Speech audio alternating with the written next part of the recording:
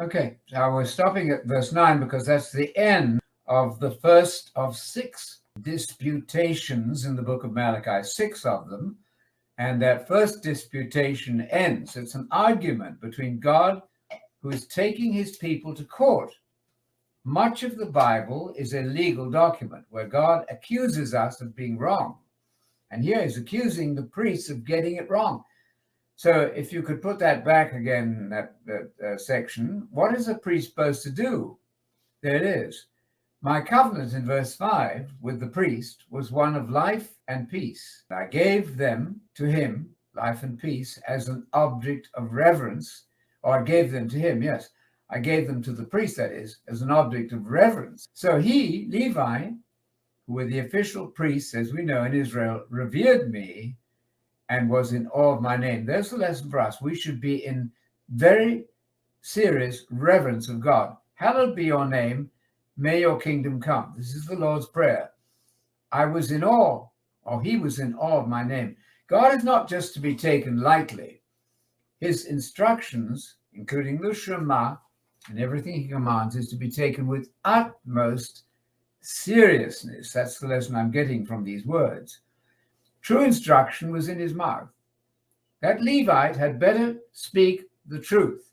That instructor, that preacher, that pastor, that teacher had better be sure he's instructing the people in the truth. And instruction was in his mouth there in verse 6, and injustice was not found on his lips. So any preacher, teacher, instructor had better say, how much of this Bible material am I getting wrong? And we better tremble in our boots if we're getting it wrong and do our best to get it right. He walked, and this is the ideal in verse 6 there, with God in peace and justice. That's the ideal for all of us. And he, the Levite, turned many back from wrongdoing. And then he sums us up by saying, this is what a priest should do. The lips of a teacher, preacher, pastor, instructor, anybody who teaches the Bible should maintain knowledge, and people should seek instruction from what he says, from his mouth. For he is the Malach. He's the Malach, as in the word Malachi. He's the angel. He's the messenger of the Lord of the armies of heaven. That's the ideal, which applies to us in a different sense, obviously, because we're not literally Levites.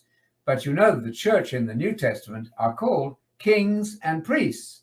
The whole of the church, the international Israel of God, are designated in the New Covenant as priests and kings. So this applies to us now.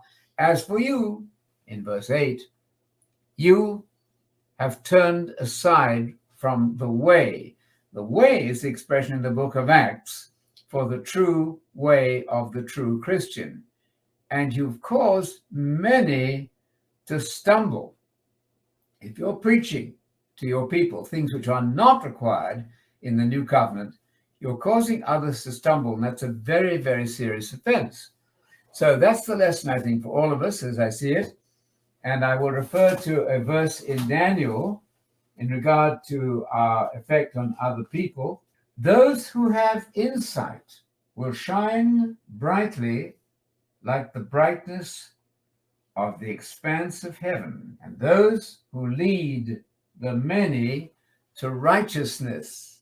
Those are the teachers, those are the instructors. What will their destiny be? They will shine like the stars. My goodness, that's amazing. Jesus loved that text. He actually quoted it in the New Testament. The wise will shine like the brightness. Look up at the heavens at night and look at those stars. God has his stars, and they're the people who are instructing correctly. They're doing what the Levites were meant to do and didn't do. So there's a huge challenge then for anybody who teaches the Bible to get this right, for fear of getting it wrong and being cursed. Very strong language here in the passage we're looking at. I will smear dung on your faces and I will curse you. Reminds me of where Paul said, if somebody preaches to you another gospel other than the gospel that I, Paul, preach to you, let him be accursed.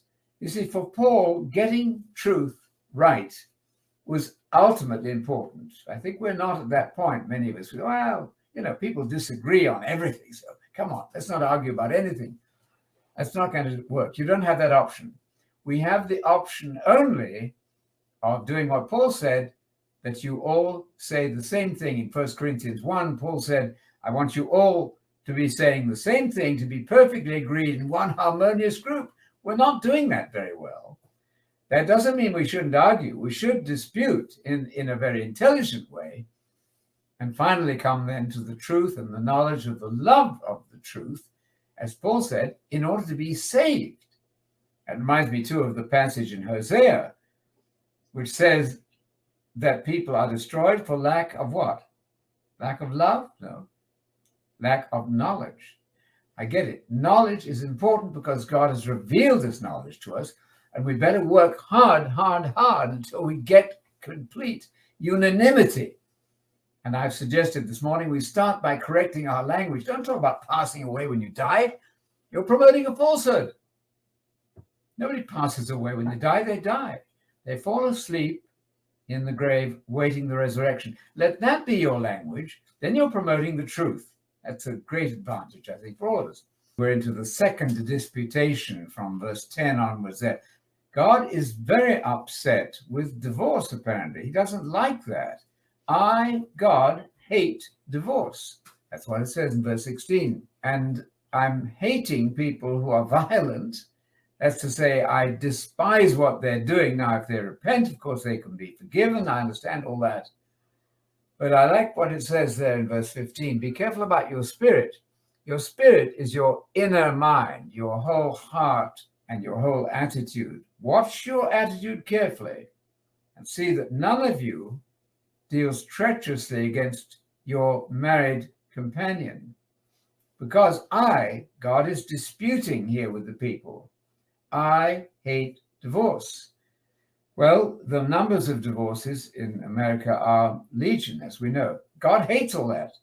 God must be very angry with large sections of the population. So I'm hoping that people reading that will tremble and say, my goodness, we'd better do better. So that takes us then into the middle of disputation number 2. There are 6 of them altogether in the book of Malachi. That's very explicit and very clear. I like the word witness, by the way, and also in John's Gospel, in verse 14, you say, for what reason? It's a disputation, an argument. Because the Lord has been a witness. That's a legal term. God is a witness. John's Gospel, Jesus is constantly a witness. That's a legal position. I, God, have been a witness between you and the wife of your youth. Legal term. God is going to insist that we get this right, against whom you have dealt treacherously. If she's the marriage companion, and so on. I love this in a sense. It's very clear. It's not at all mushy or sentimental. It's very down to earth, very legalistic, very much a judicial statement through Malachi, who is the messenger of God in this case. And as we've seen, the Levite, the teacher, is to be God's messenger to the people.